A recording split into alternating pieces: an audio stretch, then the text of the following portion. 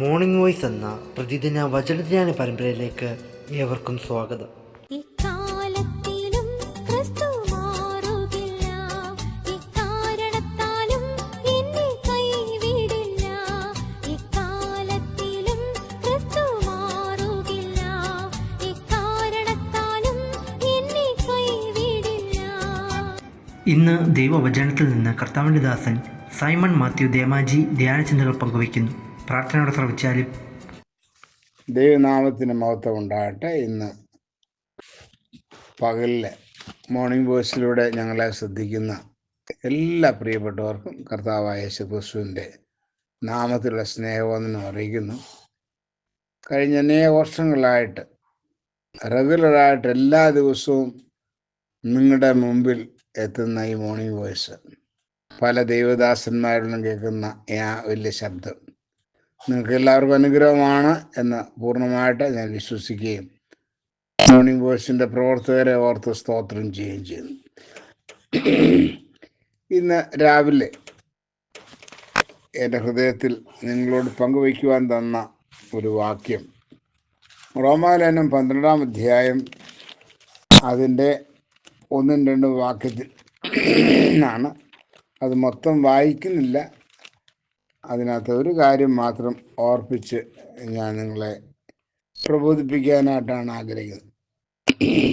സഹോദരന്മാരെ, ഞാൻ ദൈവത്തിൻ്റെ മനസ്സിൽ ഓർപ്പിച്ച് നിങ്ങളെ പ്രബോധിപ്പിക്കുന്നത് എന്ന് പറഞ്ഞിട്ട് അപ്പോസ്തലനായ പൗലോസ് പറയാണ്, ഈ ലോകത്തിന് അനുരൂപരാകാതെ വളരെ ശക്തമായ ഒരു താക്കീതാണ് റോമാലേഖനത്തിലൂടെ ദൈവജനത്തിന് ദൈവദാസൻ നൽകുന്നത്. വളരെ മനോഹരമായൊരു പുസ്തകമാണല്ലോ റോമാലേഖനം. എത്രമാത്രം വായിച്ചാലും പിന്നെയും വായിക്കാൻ തോന്നുന്ന പുസ്തകങ്ങളിൽ ഒന്നാണ് റോമാലേഖനം. വേദപുസ്തകത്തിൻ്റെ ഓരോ പുസ്തകങ്ങളും അങ്ങനെയാണ്. റോമാലേഖനം വിശേഷിച്ച് വായിക്കുമ്പോൾ പ്രത്യേക ഒരു സന്തോഷം തരുന്നൊരു പുസ്തകമാണ് നമ്മുടെ ജീവിതത്തിൽ.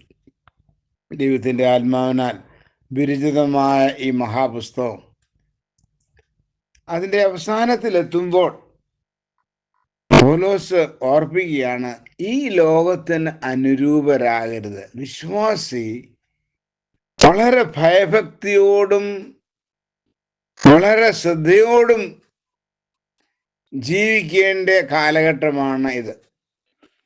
നമ്മുടെ യാത്ര ചെയ്യുമ്പോൾ ചില റോഡുകളിൽ ഒരു സൈൻ ബോർഡ് ഇങ്ങനെ നമ്മൾ വായിക്കാറുണ്ട്, സൂക്ഷിച്ചു പോകണം, സൂക്ഷിച്ചു പോകണം. ക്രിസ്ത്യ ജീവിതം എന്ന ആ നമ്മുടെ കർത്താവ് നൽകിയിരിക്കുന്ന ഏറ്റവും മനോഹരമായ ജീവിതത്തെ വളരെ സൂക്ഷിച്ച് ജീവിക്കണം എന്ന് ദൈവം ആഗ്രഹിക്കുന്നു. പൗലോസ് അപ്പോസ്തലൻ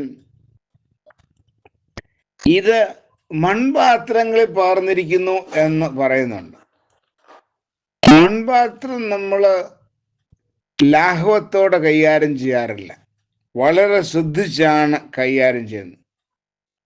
ഇതുപോലെ ക്രിസ്ത്യ ജീവിതം വളരെ സൂക്ഷിച്ച് കൈകാര്യം ചെയ്യേണ്ടതായ ഒരു ജീവിതമാണ്.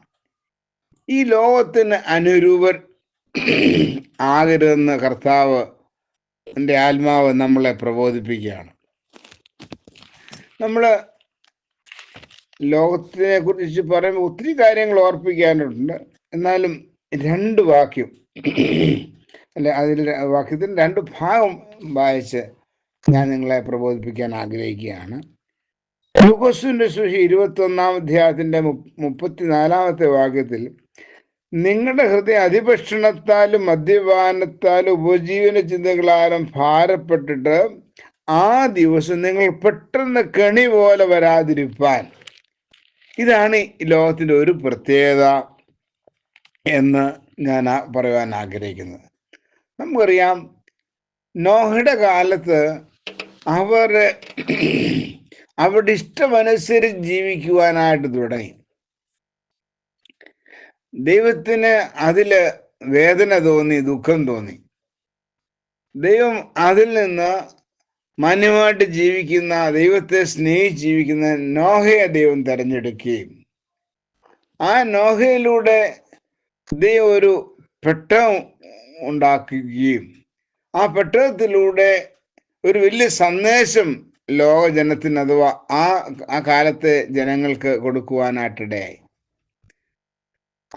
അവരുടെ പ്രശ്നം, അവർ ലോകത്തോട് അനുരൂപരായി വളരെ മ്ലേച്ഛമായി ജീവിച്ചു എന്നുള്ളതാണ് അവരുടെ പ്രശ്നം.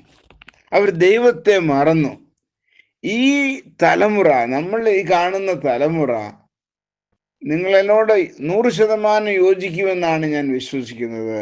ദൈവത്തിന് വിരോധമായി പോകുന്നൊരു തലമുറയാണ് നമ്മൾ കാണുന്നത്. എങ്ങും കേട്ടിട്ടില്ലാത്ത, അല്ലെങ്കിൽ പഴയ കാലത്ത് കഥകളിലൂടെ കേൾക്കുന്ന രീതിയിലുള്ള സംഭവങ്ങളാണ് നമ്മുടെ ചുറ്റുപാടും നമ്മൾ കാണുന്ന വാർത്തയിലൂടെ കാണുന്നത്. അത്ര മ്ലേച്ഛകരമായ കാര്യം. പൗലോസ് ഇങ്ങനെ എഴുതിയിട്ടുണ്ട്, ലജ്ജയായത് എല്ലാവർക്കും മാനം തോന്നുന്നു എന്ന് നമ്മൾ വായിച്ചിട്ടുണ്ട്. നൂറ്റാണ്ടുകൾക്ക് മുമ്പ് എഴുതിയ ആ വചനം എത്ര സത്യമാണെന്ന്. ലജ്ജയായതിൽ മാനത്തോടെ ജീവിക്കുന്ന ഒരു സമൂഹത്തിന്റെ മധ്യയാണ് ദൈവത്തിന്റെ ജനം ഇന്നായിരിക്കുന്നത്. അതുകൊണ്ട് ദൈവത്തിന്റെ ജനം ലോകത്തിലുള്ള കളങ്കം പറ്റാതിരിക്കാൻ വളരെ ശ്രദ്ധിക്കണം. അതുകൊണ്ടാണ് പൗലോസ് നമ്മളെ ഓർപ്പിക്കുന്നത്, എന്താണ്?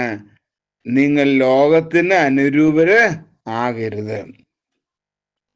പൗലോസ് തീത്തോസിനോട് പറയുമ്പോൾ ഒരു കാര്യം പറയുന്നുണ്ട്. 2-ാം അധ്യായം 13-ാമത്തെ വാക്യത്തില്, ഭക്തിയേടും പ്രപഞ്ചമോഹങ്ങളും, അതാണ് ലോകത്തിന്റെ വേറൊരു പ്രത്യേകത. ഭക്തിമോഹേടും പ്രപഞ്ചമോഹങ്ങളും. അപ്പൊ അത് ഒഴിവാക്കാനായിട്ട് ദൈവത്തിന്റെ ജനം വളരെ ശ്രദ്ധിക്കേണ്ടത് വളരെ ആവശ്യമാണ്.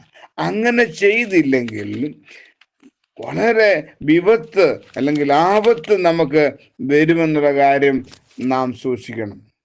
അപ്പോസ്തലനായ യാക്കോബ് തൻ്റെ ജനത്തെ ഓർപ്പിക്കുമ്പോൾ ജനത്തോട് ഇങ്ങനെയാണ് വിളിച്ചു പറഞ്ഞത്, വ്യഭിചാരിണിയായുള്ളവരേ, ലോകസ്നേഹം ദൈവത്തോട് ശത്രുത്വമാകുന്നു. അതുകൊണ്ട് പൗലോസ്ലീഹ ലോകത്തിന് അനുരൂപരാകരുത് എന്ന് പറയുമ്പോൾ ഈ കാര്യങ്ങളെല്ലാം ഉൾപ്പെടും. ഒരു ദൈവത്തിന്റെ പൈതല് ലോകത്തിന് അനുരൂപരാകുമ്പോൾ എന്താ സംഭവിക്കുന്നത്? ലോകമയത്ത് നമ്മളിൽ വരികയും നമ്മൾ അധപ്പതിക്കുവാനായിട്ട് ഇടയാകുകയും ചെയ്യും. കർത്താവ് ഇസ്രായേൽ മക്കളെ മരുഭൂമിയിലൂടെ നടത്തി കനാനിലോട്ട് കൊണ്ടുവരുന്ന വഴിക്ക് മോശ അവരോട് പറയുന്ന ഒരു പ്രത്യേക ഭാഗമുണ്ട്. നിങ്ങൾ മിസ്രൈമിന്റെ നടപ്പ് പോലെയും നിങ്ങൾ ചെന്നെത്താൻ പോകുന്ന കനാനിയുടെ നടപ്പ് പോലെയും നിങ്ങൾ നടക്കാനായിട്ട് പാടില്ല. വ്യത്യസ്തമായ ഒരു ഐഡന്റിറ്റി എനിക്കും നിങ്ങൾക്കും കർത്താവ് പ്രതീക്ഷിക്കുന്നു. നമ്മുടെ പൂർവ്വപിതാക്കന്മാര് എന്തുകൊണ്ടാണ് കമ്മലും മാല ഊരാനായിട്ടിടയാതെ? എന്തുകൊണ്ടാണ് ഭൂരിപക്ഷം ക്ലീൻ ഷേവ് ചെയ്ത് ജീവിച്ചത്? എല്ലാ നിലയിലും ഒരു വ്യത്യസ്തത അവരിലൂടെ കാണിക്കാൻ വേണ്ടി അവരുടെ ജീവിതത്തെ കാണിക്കുവാനായിട്ടിടയായി. എന്നാൽ ഇന്ന് നമ്മളെല്ലാം ഒക്കെ വിട്ടിട്ട് ലോകമയത്വം, ലോകത്തിന്റെ സ്വാധീനം ദൈവജനത്തിൻ്റെ ഇടയിൽ വർദ്ധിച്ചു എന്നുള്ളത് ദുഃഖത്തോടെ ഞാൻ ഓർപ്പിക്കുകയാണ്. നിങ്ങളതിനകത്ത് യോജിക്കുമെന്നാണ് ഞാൻ വിശ്വസിക്കുന്നത്. അതുകൊണ്ട് ദൈവത്തിൻ്റെ പരിശുദ്ധാത്മാവ് ഈ രാവിലെ നിങ്ങൾക്ക് തരുന്ന പ്രബോധനം, അഥവാ ദൈവം നമ്മളോട് സംസാരിക്കുന്ന ഒരു വാക്കിതാണ്, നാം ലോകത്തിന് അനുരൂപരാകരുത്, ലോകക്കാരാകരുത്. നമ്മൾ ലോകക്കാരല്ല, അതുകൊണ്ട് നമ്മൾ ലോകക്കാരാകരുത്. അങ്ങനെ ലോകക്കാരാകാതിരിക്കാനുള്ള പ്രത്യേക കൃപ ദൈവം തരട്ടെ. മോർണിംഗ് വ്യൂസിലൂടെ എന്നെ ശ്രദ്ധിച്ച എല്ലാവർക്കും നന്ദി പറഞ്ഞുകൊണ്ട് ഞാനിരിക്കുന്നു. ദൈവനാമം മഹത്വപ്പെടുമാറാകട്ടെ. വിശ്വസിക്കുന്നു